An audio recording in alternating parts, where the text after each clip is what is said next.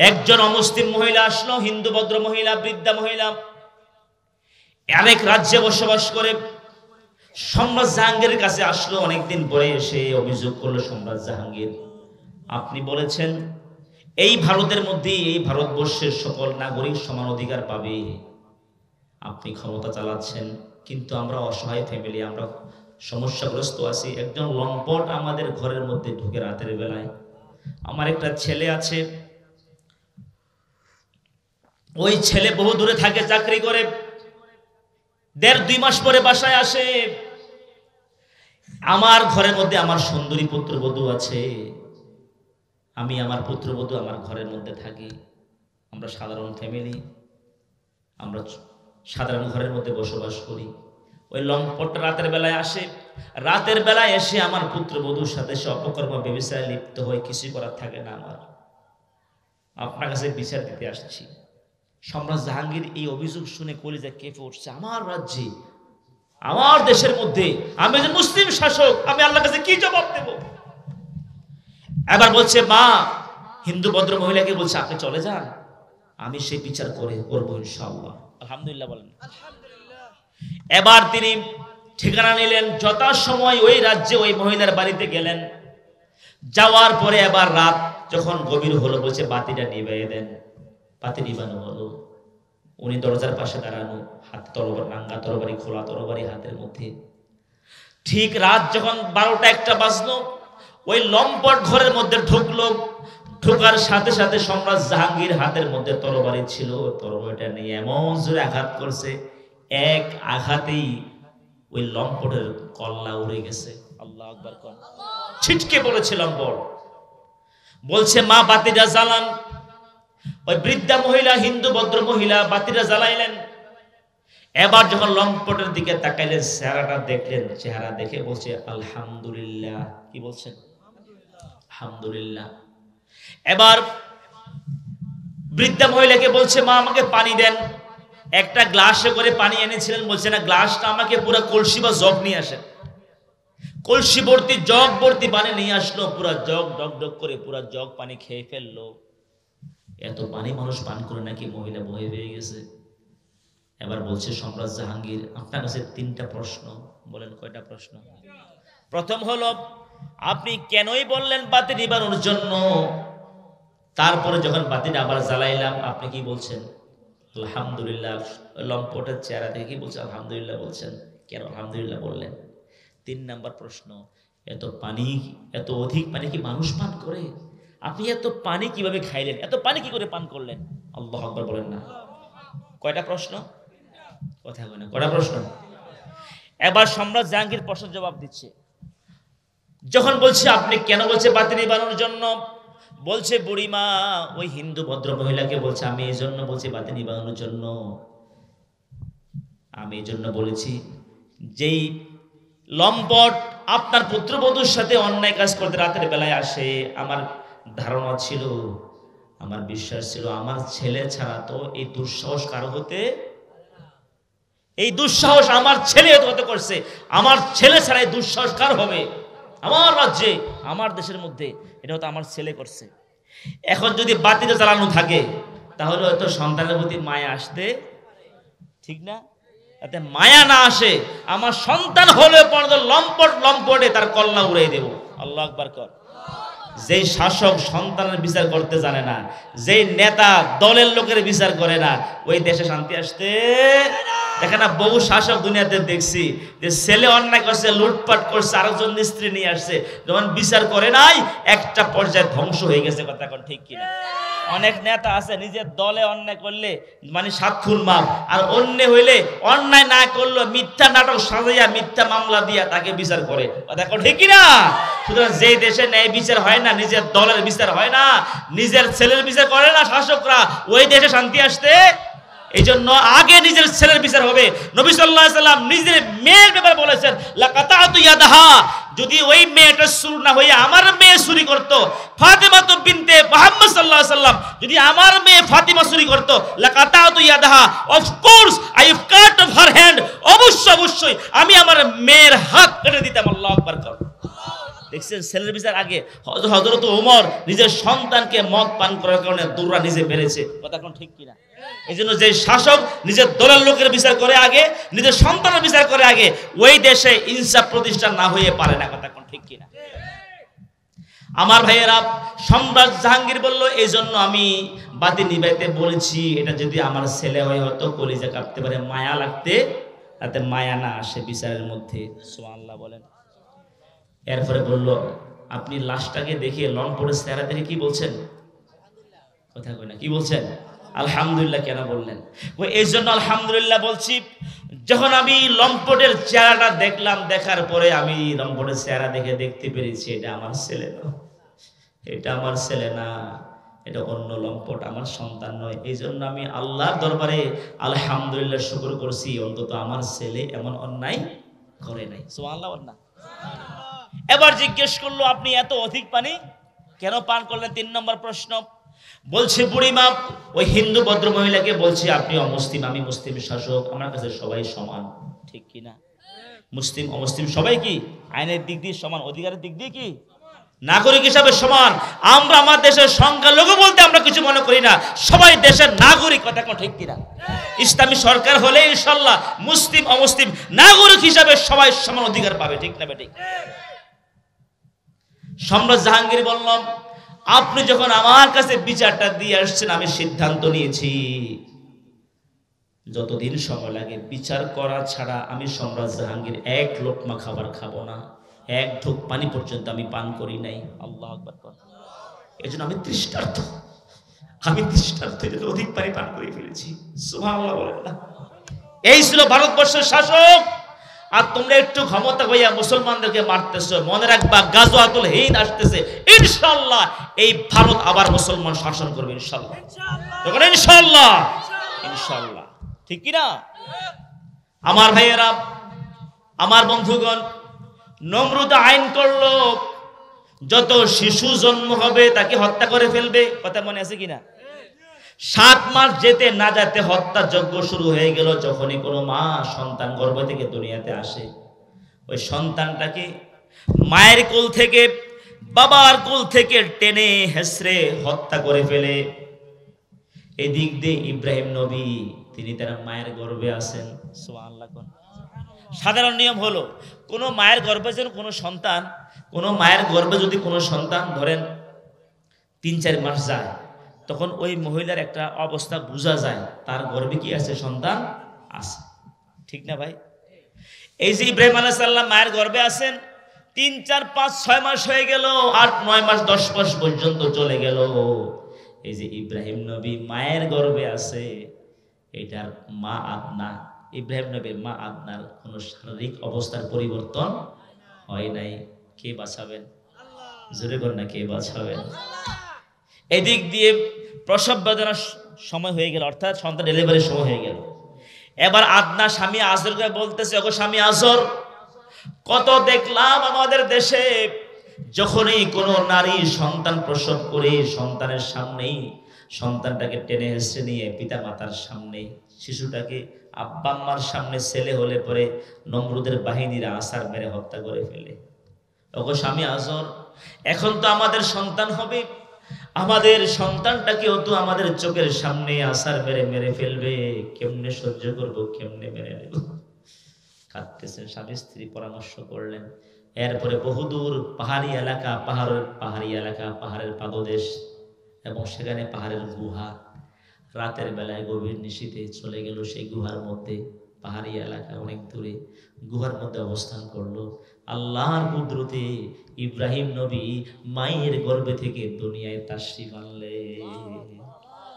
সুবহানাল্লাহ বলেন, আল্লাহু আকবার বলেন না? এবার পরের দিন জ্যোতিষীরা গিয়া বলল, জাহাপনা, আপনার দুশ্মন তো দুনিয়াতে এসেই গেছে। এমন এই দিক দিয়া মা আদনা, ইব্রাহিম নবীর মা আদনা ওনার বাবা আজরকে বলল, ওগো স্বামী আজর, এই যে আমরা গুহার মধ্যে আছি, আমাদের সন্তান ইব্রাহিম দুনিয়াতে আসলো, সন্তান না বুকে নিলেন, বুকের দুধ পান করাইলেন, চেহারা দিকে তাকাইলেন, এত সুন্দর চেহারা আর কোনোদিন দেখে নাই। পৃথিবীতে যখন যে নবী আসেন, ওই নবীর চাইতে সুন্দর চেহারার মানুষ কেউ হতে, বলিষ্ঠ দেহি এবং সুঠাম দেহের মালিক এত সুন্দর চমৎকার মানুষ কেউ হতে চারিত্রিকভাবে হতে পারে না এবং শারীরিকভাবে হতে পারে না। এই সুন্দর চেহারার মানুষ দেখি সন্তানটাকে দেখে মনটা ভরে গেল। এদিক দিয়ে সকাল হয়ে যাচ্ছে, এবার স্বামী স্ত্রীর পরামর্শ করতে যদি আমরা গর্ত থেকে যাই, এদিক দিয়ে নমরুদের বাহিনীরা সকাল হলো তো বাড়িতে বাড়ি তল্লাশি দিবে, তা আমাদেরকে না পেলে তো খুঁজতে খুঁজতে গুহার কাছে পেয়ে যাবে, পেলে তো আমাদের সন্তান ইব্রাহিমকে পেয়ে যাবে, আমাদের সন্তানটাকে মেরে ফেলবে, কেমনে সহ্য করবো, কেমনে মেনে নেব। এবার স্বামী স্ত্রীর পরামর্শ করে সন্তানটাকে গুহার মধ্যে রেখেই তারা বাড়িতে চলে গেছে। আল্লাহ আকবার। শিশু বাচ্চা দেখবেন মিনিটে মিনিটে দুধ দেওয়া লাগে, ঠিক না? এখন দুধ কার কাছে? মায়ের কাছে। মা তো চলে আসছে কোথায়? বাড়িতে চলে আসতে সকাল 7টা 8টা না বাজতে মা সন্তানকে দুধ পান করার প্রয়োজনীয়তা অনুভব হলো। আমার ভাইয়েরা, সন্তানকে দুধ পান করাইতে পারলে মনে একটু শান্তি পাবে, কিন্তু উপায় তো নাই, সন্তান তো গুহার মধ্যে আছে। আমার ভাইয়েরা, অনেক মা আছে সন্তানকে দুধ পান করায় না, মেডিসিন গ্রহণ করে সন্তানকে ফিটার খাওয়ায়, বুকের দুধ খাওয়ায় না। আছে কি না? আজকে মেডিকেল সায়েন্স বলেছে যে সমস্ত মহিলারা সন্তানকে দুধ পান করে না, মেডিসিন গ্রহণ করে দুধ উঠিয়ে ফেলে ফিটার খাওয়াইয়া বড় করে, আছেন এমন বিভিন্ন কৌটাগুলো আনে, এগুলো কিসের দুধ আল্লাহ জানে, ঠিক কি না? বিভিন্ন দেশ থেকে আসে। এখন দেখা যায় এগুলা আমরা বিভিন্ন তথ্য পাই, এগুলা বিভিন্ন পশু বা অন্য হারাম জাতীয় এর মধ্যে আছে, এগুলো তথ্য আমরা বিভিন্ন সময় পাই। দেখ, আমি যে কথাটা বুঝাচ্ছি, যে মা সন্তানকে দুধ পান করাবে না, মেডিকেল সায়েন্স বলেছে ওই মায়ের ব্রেস্ট ক্যান্সার হবে, স্তন ক্যান্সার হবে। বুঝাচ্ছে কি না? সন্তানকে দুধ পান করলে ওই মা 2 থেকে 2.5 বছর, যদি সন্তানটা দুর্বল হয়, স্বাস্থ্য কম হয়, তাহলে 2.5 বছর পর্যন্ত সন্তান কি রাখে। এই যে মা সন্তানকে দুধ পান করাইলো না, আমাকে বললো ঘুমের ডিস্টার্ব হয়, পরে খোঁজ করে দেখলাম ঘুমের ডিস্টার্ব কিছু না, ওই তাদের শারীরিক গঠন নষ্ট হয়ে যাবে, এই জন্য সন্তানকে দুধ পান করে না। এমন জালেম মা আছে নাকি নাই? এটা জালেম। এই দুধ নিয়ামত কে দিছে? একটা সন্তান দুনিয়াতে আসার 6 মাস আগে সন্তান কি খাবে ব্যবস্থা করবেন কে? আল্লাহ তাআলা মায়ের বুকের মধ্যে দুধ গরম করে রিজার্ভ রেখে দিয়েছেন। যেরকম সুবহানাল্লাহ, আল্লাহু আকবার বলেন না? আমি যে কথাটা বুঝাচ্ছি, মা তো পেরেশান, হারে না জানি সন্তানটা মারা যায়, কি জানি অবস্থা হয়। আমি তো বাড়িতে, সন্তান তো গুহার মধ্যে, মিনিটে মিনিটে দুধের প্রয়োজন, কি জানি অবস্থা হয়। আমার ভাইয়েরা, খুব মনোযোগ দিয়ে, অল্পতে আমি শেষ করে দিচ্ছি। আমার বন্ধুগণ, এই দুনিয়াতে সবচেয়ে আপন হলো আমার মা, ঠিক কিনা? তারপরে আমার বাবা, ঠিক কিনা কথা? এমন বাবার সাথে মায়ের সাথে অনেকে অন্যায় আচরণ করে, আছে না? অনেকে দেখবেন যে বিয়ে শাদী করার পরে আর মায়ের খোঁজ খবর রাখে না। অনেকে এরকম দেখছি তো, শ্বশুর বাড়ি নিয়ে আনন্দে আছে, নিজের মা বাবার খবর নাই। হ্যাঁ, আপনি শ্বশুর শাশুড়ি খেদমত করবেন, অসুবিধা নাই, কিন্তু আব্বা আম্মাকে বাদ দিয়ে করা যাবে? আগে প্রাধান্য পাবে কে? যদি রিজিকে বরকত চান, ব্যবসায় বরকত চান, আব্বা আম্মার সেবা করেন, ঠিক কিনা?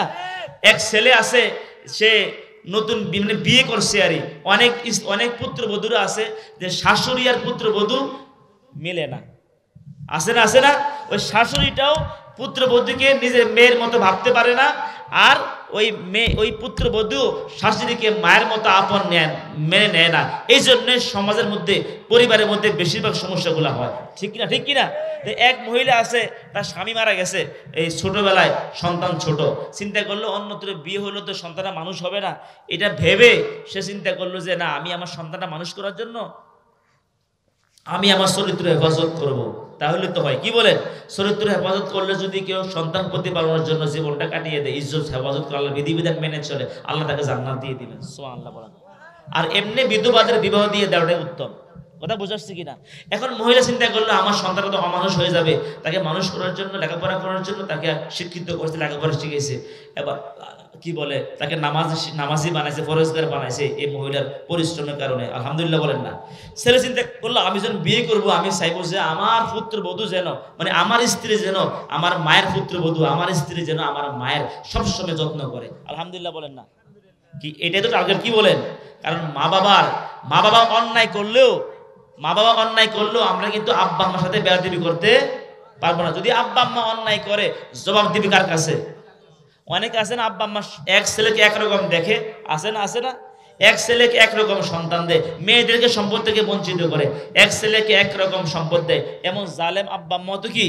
এটা কিন্তু অন্যায় কাজ। হ্যাঁ, যদি এই অন্যায় করে আব্বা আম্মাকেও আল্লাহর কাছে জবাব দিতে হবে মান কাতা মিরাসাহু কাতাল্লাহ মিরাসাল জান্নাতি ইয়াউমাল কিয়ামা, যে ব্যক্তিকে আরো অংশ কেটে দিবে আল্লাহ তাআলা জান্নাত কেটে দিবেন।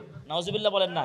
যে বাবা মেয়েদেরকে বঞ্চিত করবেন, লিজ যাকারি মিসলু হাযিল উনসায়াইন, দুই ছেলে এক দুই মেয়ে যা পাবে এক ছেলে তা পাবে, অর্থাৎ এক ছেলের সমান পাবে দুই মেয়ে, ঠিক কি না? ভাগটা করছেন কে? অনেক ব্যাখ্যা আছে, আমি ওদিকে যাচ্ছি না। বন্টনটা করছেন কে? তো এখানে তো আমার কোনো অধিকার নেই। দেখা যায় ছেলেকে শহরের জায়গা, রাস্তার পাশের জায়গা সব ছেলেকে দিয়ে দেয়, আর মেয়েকে জলা দিয়ে দেয়, অথবা বঞ্চিত করে মা তোর দোয়া করে দিলাম না। তো ইসলাম দিনে বলে নাই ও যা পাবে তা ওকে দিতে হবে, ঠিক কিনা? ঠিক কিনা কথা? তার সম্পদ থেকে আপনি বঞ্চিত। অনেক ভাই আছে বোনকে সম্পদ দেয় না। নবীজি বলেছেন যে যে ভাই বোনকে বঞ্চিত করবে, যে বাবা মেয়েকে বঞ্চিত করবে, কাতাল্লাহ মিরাসাল জান্নাতি ইয়াউমাল কিয়ামা, আল্লাহ তার জান্নাত থেকে তার নাম কেটে দিবেন। নাউজুবিল্লাহ বলেন না। এই জন্য সম্পদের মালিক কে? আপনি যদি আপনার বোনকে পরিপূর্ণ হক দিয়ে দেন, আপনার রিজিকে বরকত দিবেন কে? আল্লাহ দিবেন। কথা ঠিক কিনা? তো যাক, আব্বা আম্মা বেয়াদবি করলো, আমরা সন্তান যেন আব্বা আম্মার সাথে বেয়াদবি না করি। খুব সংক্ষেপ করে দিচ্ছি। এবার ছেলেটা বলতেছে বিয়ে শাদী করলো, মায়ে দেখে 10টা 20টা মেয়ে দেখা এবার ছেলেকে বিয়ে করাইছে। আলহামদুলিল্লাহ বলেন না। মা খুশি না? ছোটবেলা তার বাপ মারা গেছে, এই সন্তানটা বড় করছে, ওই সন্তানকে বিয়ে করেছে, কত খুশি মা। এবার ছেলেও খুশি। এবার বিয়ে শাদীর পরে ছেলে চিন্তা করলো 2-4টা বছর বিদেশ থেকে ঘুরে আসি, তাহলে স্বাবলম্বী হয়ে যাবো, পরে আজীবন মানে যতদিন বেঁচে থাকি যাতে একটা মাকে নিয়ে শান্তিতে বসবাস করতে পারি। এবার ছেলে স্ত্রীকে বুঝে একটা কাজ করো, আমি বিদেশ চলে যাই, এই 4-5টা বছর ভালো একটা বিষয় পাইছি, 4-5টা বছর যদি আমি যেতে পারি, আমার এক আত্মীয় আমাকে নিয়ে যাবে, আমার মা মাতো আমার খালু কেউ আপনজন কেউ বলছে আরে এরকম নিয়ে যাবে, 4-5টা বছর কাটিয়ে আসতে পারলে এবার ইনশাল্লাহ আমরা বাকি সময়টা ভালো কাটাতে পারবো। আলহামদুলিল্লাহ বলেন না। এবার যাওয়ার সময় স্ত্রীকে বলছে তুমি অন্তত আর কিছু লাগবে না, আমার তো বোন দুজনকে বিয়ে দিয়ে ফেলছি, শুধু আমি না আছি বাড়িতে, বোনরা কোনো মাঝে মধ্যে আসে, আর মা আছে, এখন আমি চলে যাচ্ছি, তুমি আর তো আমার মা থাকবে। বিল্ডিং একটা করছে, ভালো করে গ্রিল দিয়ে গেট আছে, অর্থাৎ ভিতরে কেউ ঢোকার সুযোগ নাই, তুমি থাকবা, আমার মা আছে, এটা যত্ন করে থাকবা, যা প্রয়োজন আমি পাঠাবো। আলহামদুলিল্লাহ বলেন না। এবার কিছুদিন যাওয়ার পরে মেয়ে আবার চলে গেছে বাবার বাড়িতে, গিয়া বাপেরে বলতেছে বাবা আমার শাশুড়ি একটা ক্যাটক্যাট করে, ভালো লাগে না, ওই বাড়িতে আমি যাবো না। নাউজুবিল্লাহ কর না। ছেলেকে টেনে বুঝাইছে, তার স্বামীকে টেনে বুঝাইছে। এবার বাবা আবার গ্রাম্য ডাক্তার, বাবা কি গ্রাম্য ডাক্তার মানে সামাজিক লোক, উনি চিন্তা করলো যে মেয়ে যাই বলো এটা তো হতে পারে না, একটা মাত্র শাশুড়ি, তো মাকে বুঝে মেয়েকে বুঝাইছে, মা তুই যা, অসুবিধা নাই, শাশুড়ি আর কয়দিন থাকবো, একটু সেবা দে, তারপর তোর হাজবেন্ড তার মধ্যে বিদেশ থেকে কয়েক বছর পরে চলে আসবে, সমস্যা নেই, একটু খেদমত কর, আল্লাহ ভরসা, যা। তো মেয়েকে বুঝে পাঠাইছে। এখন সৎ পিতা হলো তেমন হওয়া উচিত, কি বলেন? কয়েকদিন যাওয়ার পরে আবার চলে আসছে, আবার বুঝে পাঠাইছে, 15 দিন না যাইতে আবার চলে আসছে। আবার কয়ে শাশুড়িটার না মরলে, এটা আমার জ্বালায় কষ্ট দেয় ক্যাটকেট করে, এটা না মরলে আমি আর ওই বাড়িতে যাব না। নাউজুবিল্লাহ বলতেন না। এবার বাবা তো গ্রাম্য ডাক্তার, চিকিৎসক, সামাজিক মানুষ, তুই মা তুই কস কি, তুই কি দাজ্জাল, তুমি না ডাক্তার, একটা বিষ দো, বিষ, এই মহিলারে বিষ খাওয়াইয়া মায়ের ওই বাড়ি থাকবো আমি। বাবা সালাক মানুষ তো চিন্তা করলো, আচ্ছা ঠিক আছে বিষ লইয়ে যা, বিষ নে। এবার বিষ দিছে, কারে খাওয়াইতো? কথা করে, কারে খাওয়াইতো? শাশুড়িকে। বিষ তো খাওয়াইবে ঠিক, তুই বিষ খাইবে, এটা ডাইরেক্ট মরতো না, তোকে আমি 1 মাসের ডোজ দিছি। কয় মাসের ডোজ? কয় মাসের ডোজ? 1 মাসের ডোজ দিছি, 1 মাস পরে গিয়ে মারা যাইব। ডাইরেক্টে পুরোটা খাওয়াই দিস না, তাহলে কিন্তু ডাইরেক্ট মারা যাইব, তুই বিপদে পড়ে যাবি। 1 মাস পরে মরবে, 1 মাস খাওয়াইবি। এই যে 1 মাস তুই তাকে বিষ খাওয়াইতেছ, এই ফাঁকি দিয়ে তুই শাশুড়ির খেদমত করিস, যাওয়ার সময় ভালো ভালো খাওয়াইস, যাতে পাড়া প্রতিবেশী তোর অন্যান্য যারা শাশুড়ি আছে বা অন্যান্য শাশুড়ি আছে তারা যেন বুঝতে না পারে। কথা বুঝাচ্ছে কিনা? এবার যাওয়ার সময় বিষ নিছে, চিন্তা করলো যে যেহেতু এখন যাবে বিষ নিয়া, যাতে বুঝতে না পারে, যাওয়ার সময় আবার আঙ্গুর নিছে আধা কেজি, ও লাল আঙ্গুরটি, কমলা নিছে 1 ডজন, তারপরে 1 কেজি রসমলাই নিছে, বড় একটা ফাউরুটি নিছে। কার জন্য? কথা বলা, কার জন্য? মতলব ভালো না খারাপ? আমাদের দেশও খ্রিস্টান মিশনারিরা তারা বিভিন্ন সেবার নামে আমাদের মুসলমানদের ইমানগুলোকে ধ্বংস করে ফেলছে। কথা কোন ঠিক কিনা? এই জন্য সেবা দেওয়া দরকার মুসলমানদের আরো বেশি, যাতে অমুসলিমরা সেবার নামে আমাদের মুসলমানদের ইমান ধ্বংস করতে না পারে, কারণ সেবার মাধ্যমে ইসলাম প্রচার হয়েছে। এই জন্য সামাজিক কাজ বেশি করা দরকার। প্রিয় ভাইরা, আমি যে কথাটা বুঝাচ্ছি, এবার যখন বাড়িতে আসলো, শাশুড়ির সামনে যখন রসমলাই, পাউরুটি, কমলা সবকিছু দেখাইছে, মা এগুলা খান। শাশুড়ি বলতেছে মনে আমি ঘুমিয়েছি, আর আমার ছেলে আনলো তো আমার এই পুত্রবধূ আমার সাথে, আমার ছেলের সাথে ঝগড়া করতো, আমার ছেলেও তো আমার খাওয়াইতে চাইলে এই পুত্রবধূর কারণে। আছে না, অনেকে আছে না যে সন্তান মায়ের খাওয়াইতে চায়, কিন্তু তার স্ত্রীর অত্যাচারে ঠিক মতো সন্তান আব্বা আমার সেবা করতে সমস্যা হয় দাঁড়ায়, ঠিক কি না? আর যদি ন্যায় ইনসাফপূর্ণ সন্তান হয়, স্ত্রীকে বলবে তুমি ভালো লাগবে চলে যাও, তারপরে বিয়ে একটা করবো, তুমি চলে যাও, আব্বা মা আগে, ঠিক কি না? কথা ঠিক কি না? এবার স্ত্রী ওই তার পুত্রবধূ সেবা দিতে শাশুড়ির, শাশুড়ি চিন্তা করলো আরে যখন গোসল করতে যায় শাশুড়ি, পুত্রবধূ বলে মা আপনি বের হয়ে যান, আমি কাপড়টা ধুয়ে দিই, অথচ আগে এগুলা করে নাই। এবার সকালবেলায় চিন্তা করলো পুত্রবধূ, স্ত্রী পুত্রবধূ এই খেদমত করতেছে। এবার শাশুড়ি চিন্তা করলো আরে আমিও তো আমার বউর সাথে মাঝে মধ্যে একটু সমস্যা করি। আছে না, মন আছে না? অনেক শাশুড়ি দেখবো, অনেক মহিলা আছে নিজের মেয়েটা যদি জামাইয়ের সাথে থাকে, কত চাকরি যেখানে করে সেখানে চলে যায়, খুব প্রশংসা, মাশাআল্লাহ আমার জামাই খুব ভালো যে আমার মেয়েটাকে সাথে নিয়ে গেছে। আর এটা তো শরীয়তের বিধান, যেখানে একটা স্বামী থাকবে তার সঙ্গে স্ত্রী থাকবে, ঠিক কিনা? নিজের মেয়েটা গেলে প্রশংসা, যদি নিজের বউটা চলে যায় ওই ছেলের সাথে, কই আমার ছেলেটা ঘাস করে ফেলছে, ঠিক কিনা? হ্যাঁ, ছেলের কর্তব্য হচ্ছে যে যাতে আমার মা বাড়ির থাকবার জন্য খেদমতের সমস্যা না হয়, না হলে মাকে এসো সাথে নিয়ে যাব, বাবাকে এসো সঙ্গে নিয়ে যাবো, কথা ঠিক কিনা? এখন ওই যে মহিলা শাশুড়ি চিন্তা করলো যে আমি তো আমার শাশুড়ি আমার পুত্র বধূর মাঝে মধ্যে আমিও তো জ্বালাই, চিন্তা করছে না আমার এত খেদমত করে আমি আমার পুত্র বধূরে একটু সেবা দেওয়া দরকার। আলহামদুলিল্লাহ বলেন না, সুবহানাল্লাহ বলেন না। এবার পুত্রবধূ রান্না বান্না করতে গেলে এবার শাশুড়ি কয় মা তুমি আমাদের তরকারিগুলো আমি কুটি দেই। আলহামদুলিল্লাহ বলেন না। এতদিন কিন্তু খাবার রেডি করতে কোনো সহযোগিতা করে নাই। এবার সকালবেলায় শাশুড়ি আগে ঘুম থেকে উঠা চা জাল দিয়া নিজে বিস্কিট দিয়ে চা খাইতেছে, আর পুত্রবধূর ঘুম থেকে জাগাইছে, মা তুমি নামাজ পড়ো। নামাজ পড়া এবার পুত্রবধূর শাশুড়ি চা বানিয়ে খাওয়ায়। আলহামদুলিল্লাহ বলেন না। আর এই দিক দিয়ে শাশুড়ির মধ্যে আর পুত্রবধূর মধ্যে একটা আন্তরিকতা, মহব্বত, ভালোবাসা তৈরি হয়ে যাচ্ছে, যেরকম না সুবহানাল্লাহ। আর বাস্তবে তো পুত্রবধূ খেদমত করে মাঝে মধ্যে কি প্রতিদিন কি খাওয়াইতেছে, খাবারের সাথে বিষ, কি খাওয়াইতেছে, তার তো মতলব কি খারাপ, শাশুড়ি তো আর জানে না। এবং দুজনের মধ্যে একটা ভালোবাসা তৈরি হয়েছে, এই দিক দিয়া ধরেন না বিষ খাওয়াইতেছে, হয়ে গেছে 20-25 দিন হয়ে গেছে, আর রয়েছে কয়দিন, মানে 5 দিন পরে শাশুড়ি মারা যাবে। আমার কথা বুঝেন তো? আমার চিন্তা করতেছে আরে শাশুড়ি, স্বামী তো বিদেশে, বাড়িতে আমার শাশুড়ি সাদার কেউ নাই, আর আমার শাশুড়ি আমার এত মায়া করে, এত আদর করে, আমার মাথা আশ্রয় দেয়, এত যত্ন করে, মায়ের মতো আদর করে, এখন যদি শাশুড়িটা মারা যায় কেমনে থাকবো? আরেকদিন বিষ খাওয়াইছে, আর হয়েছে কয়দিন, 4 দিন, আরেকদিন গেছে, আর হয়েছে কয়দিন, 3 দিন। এরপরে আরেকদিন খাওয়াইলে আর রয়েছে মাত্র 2 দিন পরে মারা যাবে, তাড়াতাড়ি গেছে বাবার বাড়িতে। কোথায় গেছে? ওই যে বাবা বিষ দিছে, ও বাবা কি হয়েছে, তোর শাশুড়ি মরছেনি? কয় না, আরো 2 দিন বাকি আছে, অসুবিধা 2 দিন পরে মারা যাবে, তুই তো খুশি? কয় না। কাঁদোস কেন?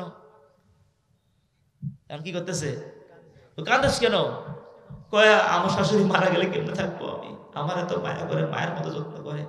তুই না করলি তোর শাশুড়ি ক্যাট করে তোর জ্বালায় অত্যাচার করে। বাবা যা হয়েছে বল হয়ে গেছে, এখন আমার শাশুড়ি আমার এত মায়া করে, আমি ওনার সাথে থাকতে পারবো না, বাবা আরেকটা ওষুধ দেন, কিভাবে আমার শাশুড়িকে বাঁচানো যায়? কয় না, সময় ডেট ওভার হয়ে গেছে, তুই যদি আরো 1 সপ্তাহ আগেও আসতি তাহলে একটা অ্যান্টিভাইরাস দিয়ে কিছু একটা ব্যবস্থা করা যেত, এখন আর কি নাই, সুযোগ নাই। বাবা না, আমি তো বাঁচতে পারবো না, আমার কোনো সন্তানও নাই। কয় না, তুই কানলে কি লাগবে, এখন তো সুযোগ নাই, তুই কৈশোর আমি বেশি দিছি, এখন তো সুযোগ নাই। এবারে মেয়ে সিল্লে বেলে শুরু করছে, বাবা তারা তোমার সিনিয়র ডাক্তার আছে, তারা তোমার উস্তাদ আছে, তাদেরকে ফোন করো। ফোন করে কেমনে ব্যবস্থা আমি জানি না, মেয়ে বাবার পায়ে চাপ দিয়ে ধরে কান্না শুরু করেছে, আশেপাশের মানুষ সব হাজির হয়ে গেছে। মেয়ে সিল্লে বিল্লিতে এবার বাবা কইতেছে তুই যা, তুই শাশুড়ি মারতে করে তুই মরবি, অসুবিধা কি? এখন কাঁদেস কর না, আমি এত কথা বুঝি না, আমার শাশুড়িকে বাঁচাইতে হবে। বাবার পায়ের মধ্যে চাপ দিতে সিল্লে বেলে শুরু করছে, সারা এলাকার মানুষ জমা হয়ে গেছে।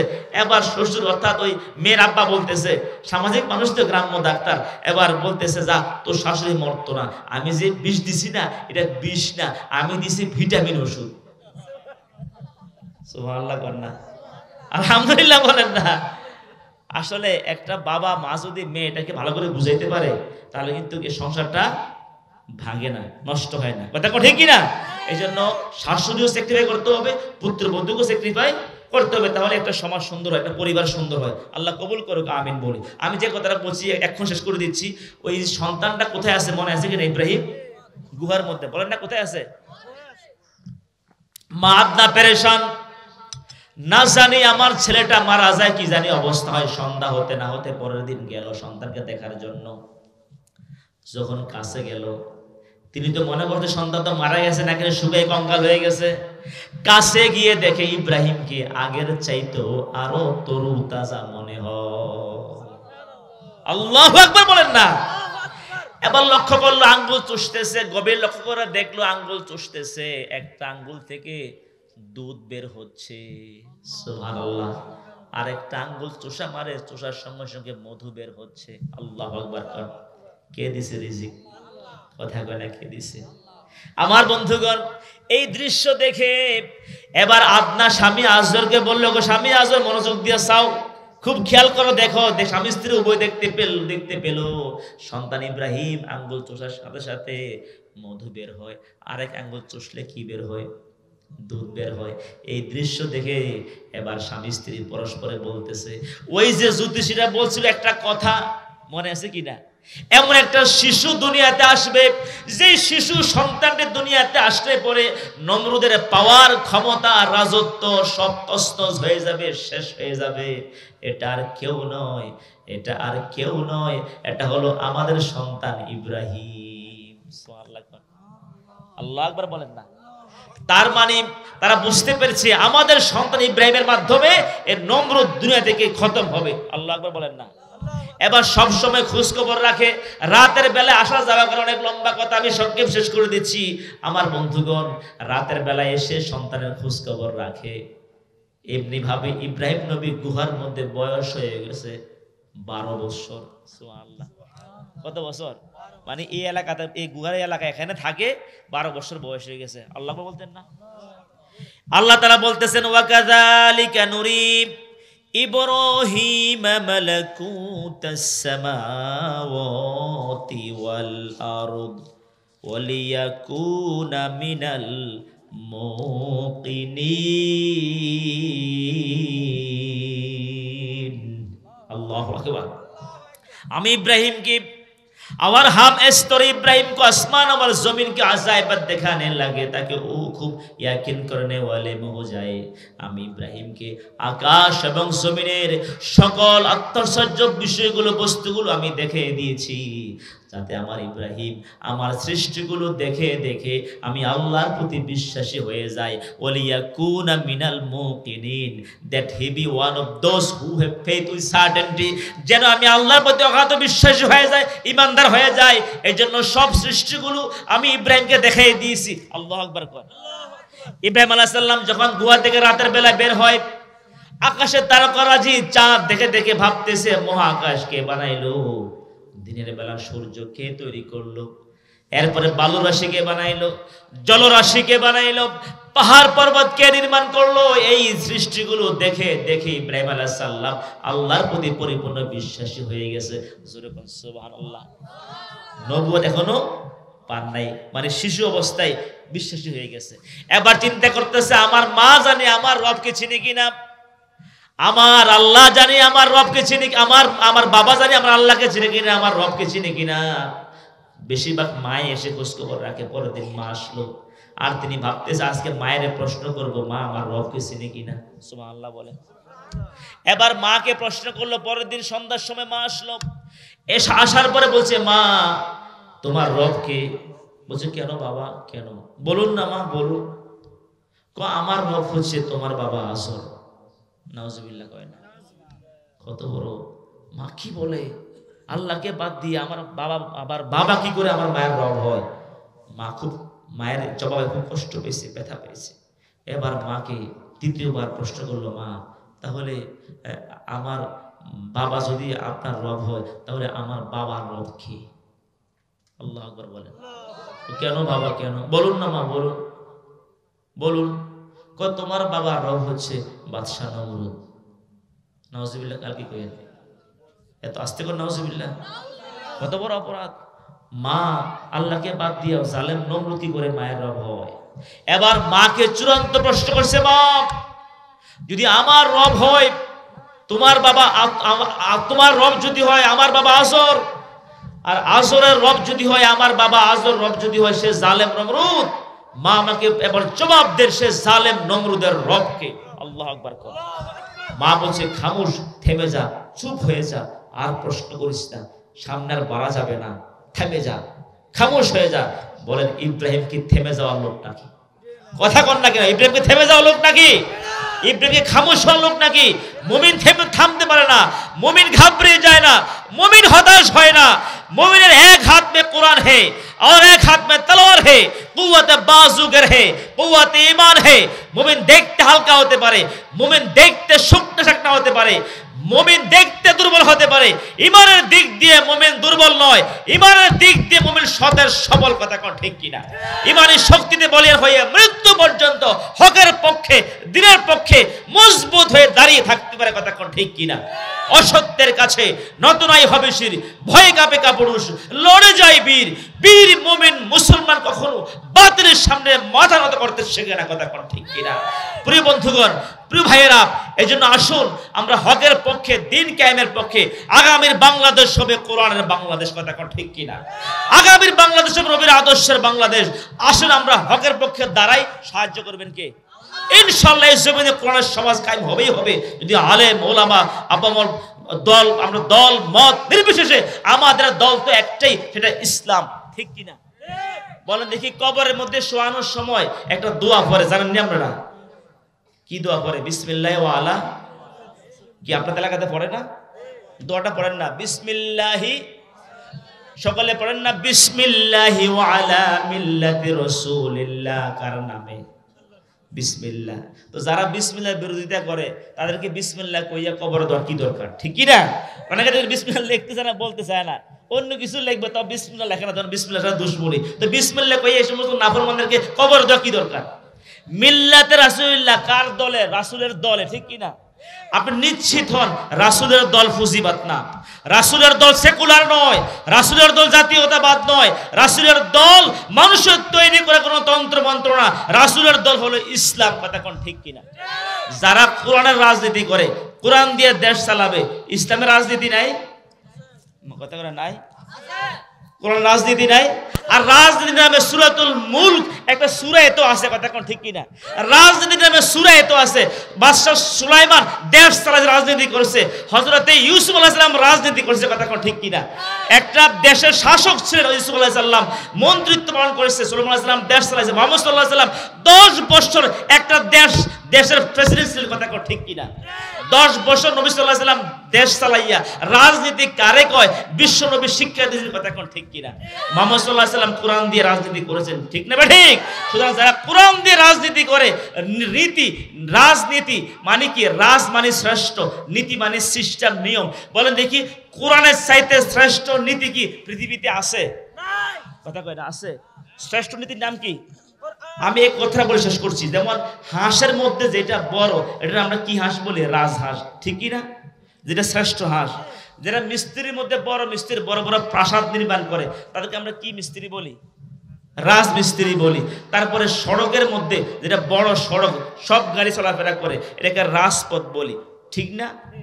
ঠিক নীতির মধ্যে যেটা বড়, এটা শ্রেষ্ঠ নীতি, এটা রাজনীতি। আচ্ছা বলেন দেখি, কোরআনের চাইতে শ্রেষ্ঠ নীতি কি পৃথিবীতে আছে? কথা কর না? আছে। আমার রাষ্ট্রনীতি কি হবে, অর্থনীতি কি হবে, সমাজনীতি কি হবে, ব্যবসা কিভাবে চলবে, বিচার কি করে হবে, সব কোরআনে আছে নাকি নাই? সবকিছু কোরআনে আছে। সুতরাং কোরআন নিয়ে, কোরআনের আইন যারা সমাজে কায়েম করতে চায় তারাই প্রকৃত রাজনীতিবিদ। কথা কোন ঠিক কিনা? আর যারা কোরআন ছাড়া অন্য কোনো তন্ত্র মন্ত্র কায়েম করতে চায়, এরা মূলত রাজনীতিবিদ, এরা ফ্যাক্টরিবিদ। ঠিক কিনা? এই জন্য আমরা চাই কোরআনের সমাজ কায়েম করতে। এখন দেখা যায় উল্টা, যারা কোরআনের সমাজ কায়েম করতে চায় এদেরকে বলে ধর্ম ব্যবসায়ী। নাউজুবিল্লাহ বলতেন না? যারা কোরআনের সমাজ কায়েম করতে চায়, আরে যারা কোরআন ছাড়া অন্য কোনো মতাদর্শ কায়েম করতে চায় তারা না ধর্ম ব্যবসায়ী। কথা কোন ঠিক কিনা? যে দেখা যায় নির্বাচনের সময় এলে টুপি পরে, তসবি পরে, তারপরে কি সুন্দর হেজাব পরে, নির্বাচন গেছি গিয়ে সব শেষ। নামাজ এক অক্ত 4.5 অক্ত পরে, এক অক্ত আসর জোর এখানেও পরে, আরেক মসজিদে পরে, জানা যায় ওযু আছে না নাই, হাজির হয়ে যায়। প্রিয় ভাইরা, যারা মৌসুমে ইবাদত দেখায় এরা না ধর্ম ব্যবসায়ী, কথা ঠিক কিনা? আমরা তো সবসময় আল্লাহ গোলামি করি। যারা কোরআনের সমাজ কায়েম করতে চায় তারা ধর্ম ব্যবসায়ী না। যারা কোরআন বিরোধী কোনো আন্দোলন কায়েম করতে চায়, কোরআন বিরোধী মতাদর্শ কায়েম করতে চায় ধর্মের কথা বইলা, তারাই মূলত ধর্ম ব্যবসায়ী, ঠিক কিনা? এজন্য আমরা চাই আগামীর বাংলাদেশটা কোরআন দিয়ে হবে, ইনশাআল্লাহ বলেন না? আগামীর বাংলাদেশ নবীর আদর্শ দিয়ে গঠন হবে, ইনশাআল্লাহ বলেন না? যদি আমরা ঐক্যবদ্ধ থাকি, দল মত নির্বিশেষে সকলকে আমরা নিয়ে আসবো কোরআনের দিকে। কিসের দিকে? আমরা সবার দরকার, ঠিক কিনা? একটা দেশ ইসলামী হুকুমত কায়েমের জন্য সবার কি দরকার? বলবো, আমরা বুঝাবো, আগে যা করছো এগুলো কুফরি মতবাদ, এগুলো ছেড়ে দিয়ে ইসলামে আসো। ইন্না দীনা ইনদাল্লাহিল ইসলাম, আল্লাহর কাছে একমাত্র দিনের নাম কি? দিন। বুঝেন তো? এখন তো দিন, সূর্য উঠলে এখন তো রাত্র, সূর্য উঠলে দিন, এটা নেই দিন।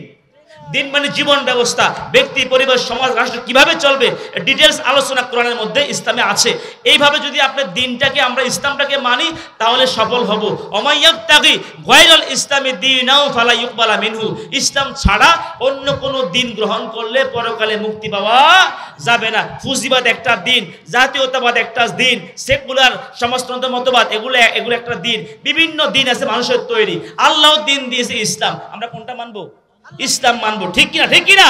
এই জন্য মুনাফিক হয়ে যাব না হলে ইসলাম না মানলে। নবী সাল্লাল্লাহু আলাইহি ওয়াসাল্লাম সময় মুনাফিক গুলো নবীর পিছনে নামাজ পড়ছে, নবীর পিছনে তারা সাথে হজ করছে, নবীর পিছনে মুক্তাদি ছিলেন, নবীর হাতে কালিমা গ্রহণ করছে। তারপরে মুনাফিক গুলো কেন মুনাফিক হয়েছে? এরা নামাজি ছিল, এরা ভালো কোরআন পড়তে পারতো, কোরআন বুঝতো, তারপরে মুনাফিক হয়েছে। এই জন্য এরা কোরআন দিয়ে দেশ চলবে, সমাজ চলবে, এটা তারা চায় নাই। এরা চাইছে আবু জাহলের দেশ চালাক, আমরা নামাজ পড়বো, রোজা রাখবো, হজ করবো, দেশ তারা চালাক। এমন মানসিকতার লোক বর্তমানে নাই। তাহলে এই নামাজ পড়ে পার পাওয়া যাবে না। এজন্য সেজদা করবো আল্লাহকে, এটা ছোট মসজিদ, গোটা দেশটা হচ্ছে বড় মসজিদ। ছোট মসজিদের ইমাম যেমন পাকা মুসল্লি হতে হবে, ইমানদার হতে হবে, বড় মসজিদের ইমামও পাকা ইমানদার হতে হবে, কথা ঠিক কিনা? এটা ছোট মসজিদ, এটা কি মসজিদ? ছোট মসজিদ। গোটা দেশটা হলো বড় মসজিদ। ইমাম কয়জন? 2 জন। যে রাষ্ট্রের ইমাম, মসজিদের ইমাম। যখন মসজিদের ইমাম, রাষ্ট্রের ইমাম দুইটা যদি ইকুয়াল হয়, ইমানদার হয়, ন্যায়পরায়ণ হয়, আল্লাহ ভীরু হয়, তাহলে একটা দেশের মধ্যে আল্লাহর রহমত দিয়ে দিবে। সুবহানাল্লাহ। আল্লাহ তাআলা আমাদেরকে ওইভাবে দেশের কল্যাণে এগিয়ে আসার তৌফিক দান করুক, আমিন। আমরা দোয়া করি, সবাই একবার সূরা ফাতিহা, 3বার সূরা ইখলাস পড়েন। আর রহমান রহিম মালিক